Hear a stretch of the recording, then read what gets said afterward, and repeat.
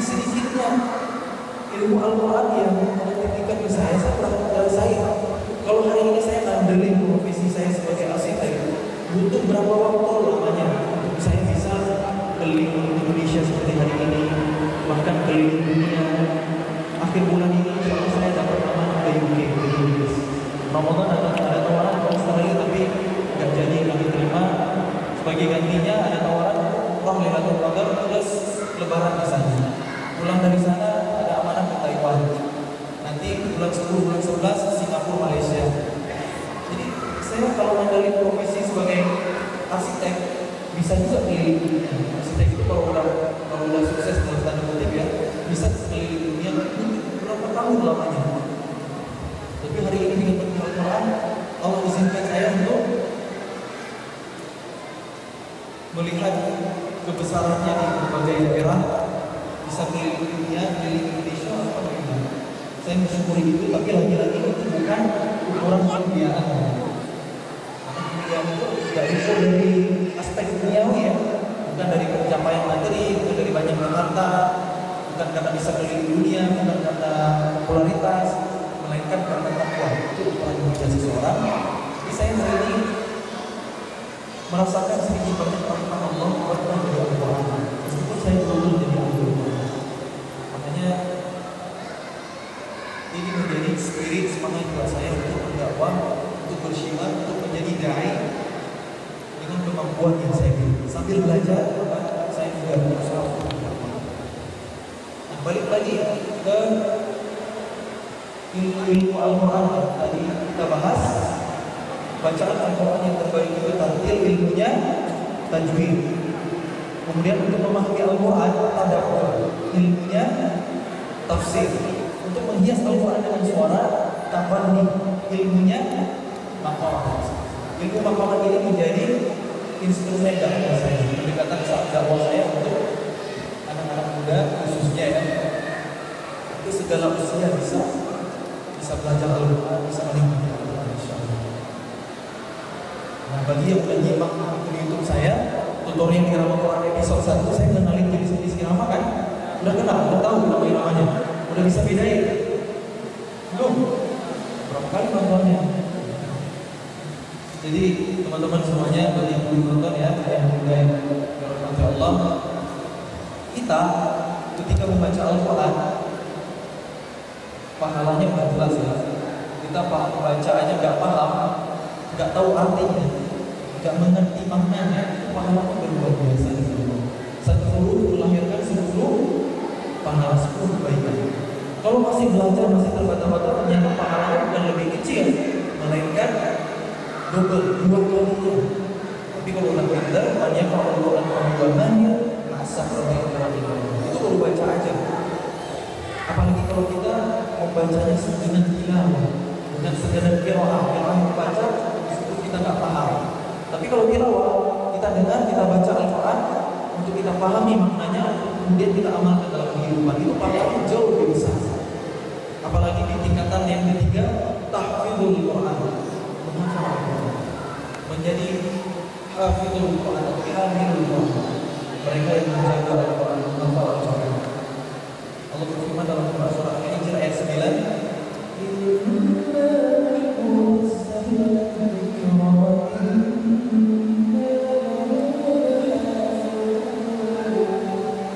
sesungguhnya kami yang menurunkan Al-Quran dan kami menjaganya. Kenapa Allah sebut kata kami? Kami yang pertama Allah utus malaikat Jibril, Allah muliakan malaikat Jibril, Allah sebut kami, Allah ya. Kami yang kedua dan kami pula yang menjaganya, menjaga Al-Quran. Semua hamba Allah yang berkontribusi, yang berpartisipasi atas terjaganya Al-Quran, itulah kami yang Allah sebutkan, yang Allah maksud para hafizul Quran, ahlul Quran. Jadi ahlul Quran sejati bukan mereka yang sekedar hafal setoran, dan 30 juz hafalannya. Sudah disebut hafiz? Belum tentu. Inna nahnu nazzalna dzikra. Nama lain Al-Quran itu adalah al-dzikra, sesuatu yang diingat, sesuatu yang dihafal, sesuatu yang diulang-ulang. Kapan Al-Quran itu dijaga? Ketika diulang. Bukan statusnya sudah pernah hafal. Jadi hafiz Quran itu adalah mereka yang istiqomah seumur hidup mengulang-ulang Al-Quran. pemurajaan hafalan Al-Quran mereka berapa jumlahnya. Itulah sekolah sejati. Dan itu sekolah sejati juga mereka yang berusaha memahami dan mengamalkannya. Bukan hanya di lisan, tapi di jiwa, di pikiran, akhlaknya Al-Quran. Itulah Ahlul Quran. Makanya Ahlul Quran luar biasa pengalamannya, kedudukannya, fadilahnya. Seorang anak yang Ahlul Quran bisa menghadiahkan mahkota cahaya kepada dua orang tuanya kelak di akhirat, menyematkan jubah kemuliaan, bisa masuk surga bareng-bareng, masya Allah. Jadi memiliki anak yang hafiz Quran itu aset dunia akhirat ya. Mungkin banyak orang tua hari ini yang bangga kalau anaknya bisa masuk ke perguruan tinggi favorit, bisa masuk ke TW kampus saya gitu ya. Walaupun banyak juga ya yang mendidik putra-putri mereka menjadi Ahlul Quran, tapi mungkin masih terlalu banyak ya. Wallahu a'lam, statistiknya terlepas dari berapa jumlahnya, intinya mari kita menyadari bahwa anak yang soleh, anak yang Ahlul Quran itu aset yang akan mendoakan kita ketika kita tidak ada amal jariah, salah satu dari 3 amal jariah yang pahala tidak terputus. Jadi kalau ayah bilang ini punya anak, maksud saya juga punya anak. Mudah-mudahan ini saya seorang dedi dan seorang ayah. Maaf ya teman-teman, saya baru sambil ya. Jadi mari kita didik putra-putri kita untuk jadi Al-Quran sedikit mungkin. Putarkan Al-Quran setiap hari di rumah. Karena ada seorang anak di Bandung, dia seorang anak yang autis, berkebutuhan khusus, tapi di usia 4,5 tahun sudah hafal Quran 30 juz. Gimana caranya? Orang tuanya menyetel Quran terus setiap hari dari dalam kandungan. Pokoknya tiap hari 24 jam belum stop. Di usia 4,5 tahun sudah hafal 30 juz. Dengan modal hanya dengerin tiap hari.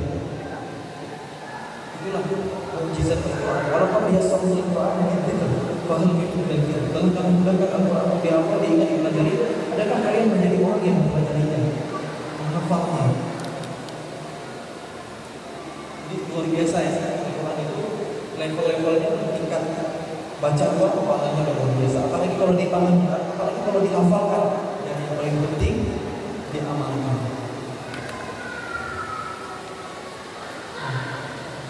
Teman-teman semuanya teman di rumah. Tadi kita lagi membahas ilmu makhamat ya. Kumpulan jenis-jenis irama ketika kita membaca Al-Quran. Karena dari pengalaman saya pribadi, pendekatan tafahumi Al-Quran ini menjadi spirit, menjadi motivasi bagi kita untuk menikmati Al-Quran, betah lama-lama berinteraksi dengan Al-Quran. Kita tahu berinteraksi dengan Al-Quran itu pahalanya luar biasa. Tapi butuh keimanan yang kuat supaya kita bisa beramal soleh, bisa istiqomah dalam beribadah. Karena ibadah dan maksiat itu bertolak belakang. Ibadah itu berat di awal, nikmat di akhir. Kalau maksiat itu nikmat di awal, hambar di akhir. Kebalikannya, maksiat itu memang menggoda, nikmat di awal. Misalnya, insya Allah nggak ada di sini ya, orang yang mengkonsumsi obat-obatan terlarang, narkotika, dosisnya sekian ya, itu bikin ngefly, bikin nikmat. Lama-lama apa kan? Harus ditambah dosisnya. Nikmat lagi, lama-lama apa lagi? Harus ditambah lagi, tambah begitu aja terus sampai overdosis. Itulah analogi maksiat. Apapun jenis maksiatnya begitu. Tapi kalau ibadah, di awal-awal mungkin terasa berat. Belum terbiasa membaca Al-Quran secara rutin setiap hari berat. Tapi kalau udah rutin, udah istiqomah, niatnya udah lillahi ta'ala ikhlas. Sehari nggak ngaji itu ada yang bilang, ada yang kurang, nggak tenang. Udah rutin sholat sunnah tiap hari, kalau kelewatan nggak tenang. Udah rutin bangun malam tahajud, kalau kelewatan nggak tenang. Tapi kalau belum terbiasa berat untuk menundingkannya, untuk istiqomah dengannya, itulah ibadah. Ibadah itu pasti dipaksa di awal, paksaan itu menjadi terbiasa, kebiasaan itu menjadi kebutuhan, kemudian barulah menjadi kenikmatan. Itulah tahapan-tahapan kita merasakan nikmatnya beribadah, termasuk membaca Al-Quran. Namun sesuai dengan anjuran Nabi Sayyidul Quran di aswatik, biasakan Al-Quran dengan suara kalian. Saya dari pengalaman sendiri, dari kecil belajar Al-Quran, 35 tahun sebelum Al-Quran sampai hari ini, saya merasakan nikmatnya Al-Quran Mungkin utamanya bukan dari maknanya yang indah, karena kita bukan orang Arab ya, nggak belajar ilmu balaghah. Kalau nanti kita akan merasakan keindahan Al-Quran. Yang saya bisa merasakan, Quran terasa nikmat dan indah dengan maknanya yang indah, dengan irama yang merdu. Jadi orang beriman itu menghibur jiwa mereka dengan Al-Quran. Kalau kita nggak punya hafalan Quran, dengan apa kita menghibur diri, menghibur hati kita? Harusnya dengan Quran. Nah, dengan pendekatan ilmu maqamat, insya Allah kita bisa merasakan nikmatnya Al-Quran. Terlebih beliau. Makanya kenapa ini saya jadikan sebagai instrumen dakwah. Saya jadikan konten dia untuk saya kenalkan irama-irama Quran dengan harapan anak-anak muda jadi tergerak ingin belajar Quran. Kalau belum lancar bacanya, semangat untuk menghafal, murojaah dengan pendekatan irama. Jadi dalam ilmu Muhammad ada irama apa aja yang bisa kita gunakan untuk membaca Quran? Mau belajar? Mau belajar langsung ya? Kalau di YouTube mungkin offline, online ya, belajar online. Kalau sekarang belajar offline nih, mau belajar irama Quran biar semangat ngaji. Udah bisa bedain namanya belum ya? Saya kenalkan dulu secara singkat ya. Ilmu maqamat, kumpulan jenis-jenis irama ketika kita membaca Al-Quran. Yang pertama ada yang namanya maqam kurdi, irama kurdi. Seperti apa irama kurdi?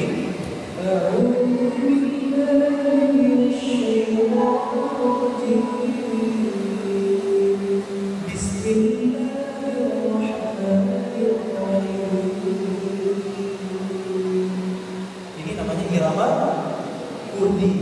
Tangga nadanya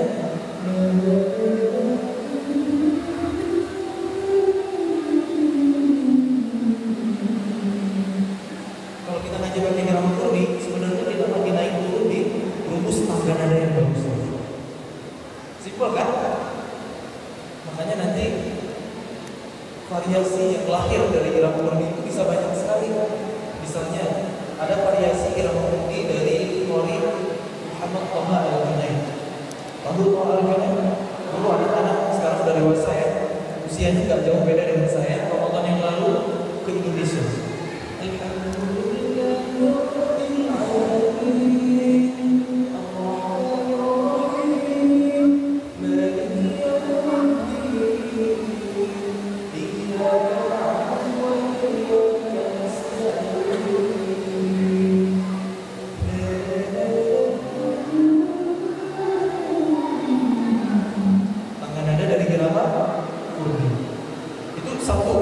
Satu variasi versi Thaha Al-Junaid. Teman-teman tahu Syekh Abdurrahman Al-Ausi?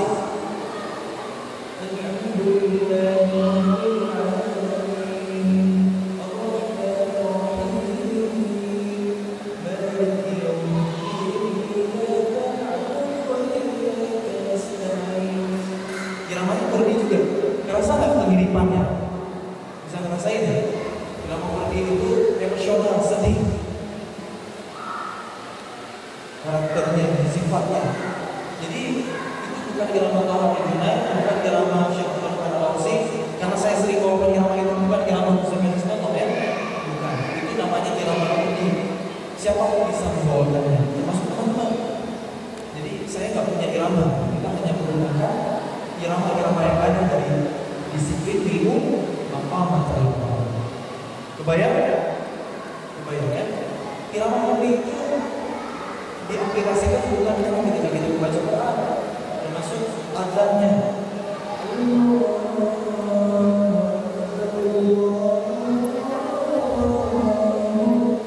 Benar-benar azan itu azan dengan irama kurdi.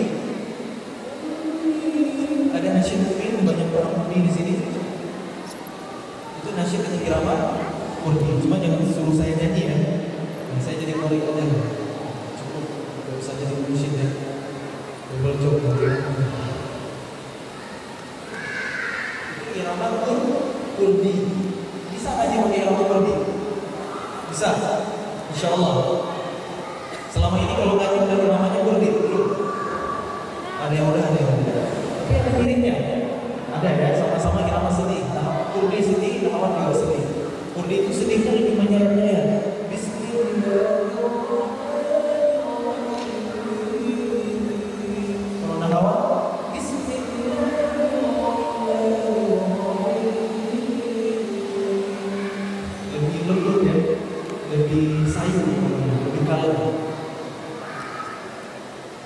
zaman awal dibawakan salah satunya oleh Syekh Syahir Rashid Al-Afasi. Tahu? Terkenal banget ya, Syekh dari Kuwait ini. Di surah Al-Fatihah,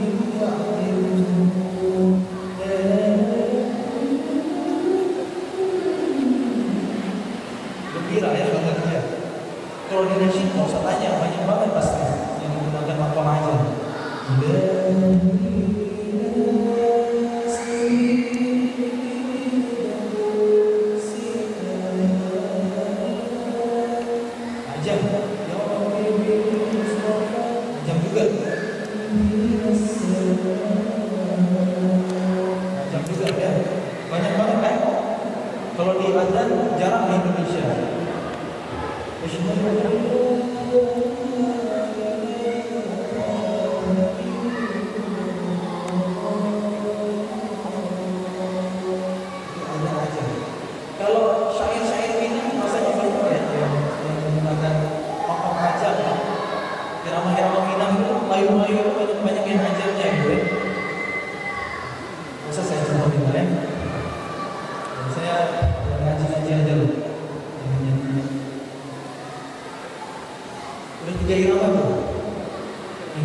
apa?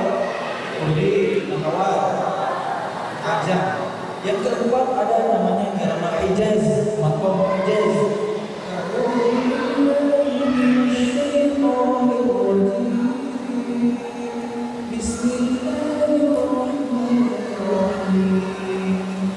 Ini Hijaz.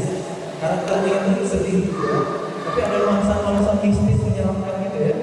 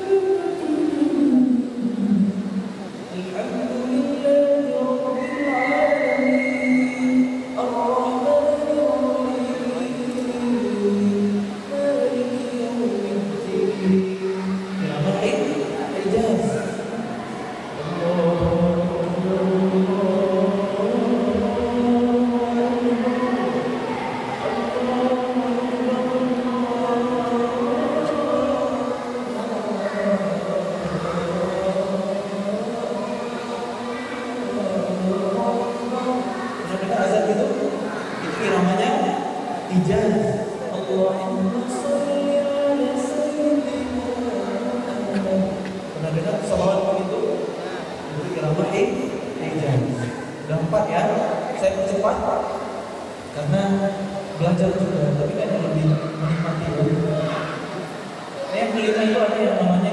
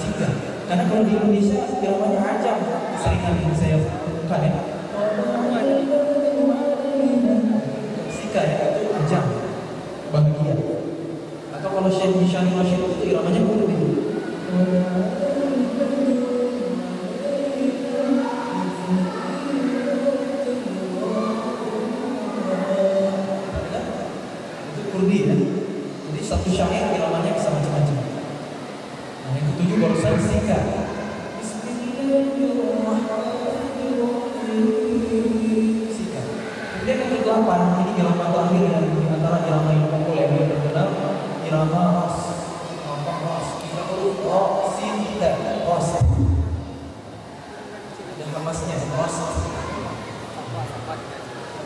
Ya, drama Ros itu kayak Syekh Abdul Rahman As-Sudais.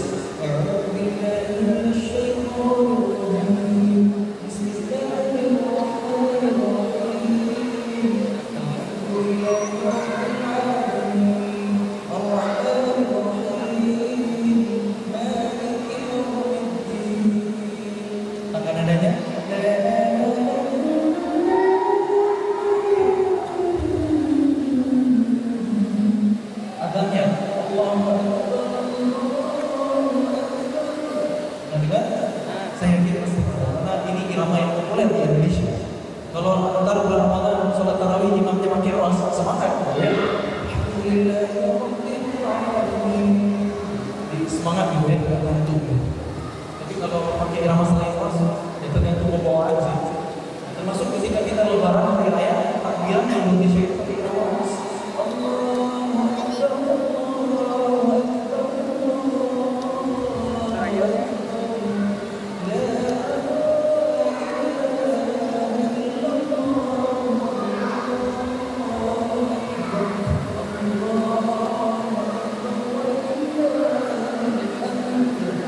Karena kalau di Mekah itu iramanya bukan Ros, biasanya itu hijaz campur siga.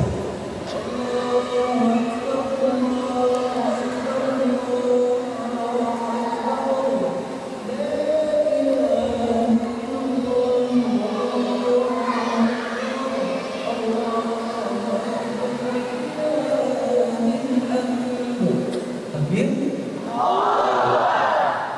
terlalu apa ya? Ya baru teman-teman. Jadi itu barusan sedikit introduction ya, pengenalan ilmu maqamat.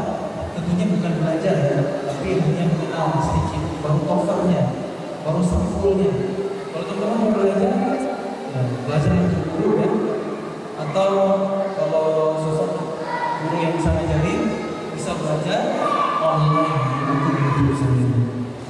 Jangan lupa subscribe dan nyalakan notifikasi. Asyik ya. Wallahu a'lam bishawab. Yang benar datangnya dari Allah dan yang keliru dari saya pribadi. Mudah-mudahan Allah ampuni. Mudah-mudahan Allah tunjuki kita kepada pemahaman yang paling dekat dengan kebenaran. Amin. Dan harapannya teman-teman, setelah event hari ini, teman-teman makin semangat untuk mencintai Al-Quran, berinteraksi dengan Al-Quran, mempelajari Al-Quran, memahami Al-Quran, bahkan menghafal Al-Quran, murojaah seumur hidup, mengamalkannya. Jadi hari ini insya Allah kita sudah dapat spirit, sudah dapat motivasi. Follow up setelah ini yang jauh lebih penting. Hijrah tanpa target itu jangan di tempat. Makanya mulai hari ini bikin target. Kalau belum lancar, kapan waktu untuk belajarnya? Berapa target harian kamu membaca Al-Quran? Berapa lembar? Berapa ayat? Kalau menghafal, ingin dikatakan dalam waktu berapa lama? Bikin target. Tidak apa-apa sehari satu ayat. Insya Allah 18 tahun selesai.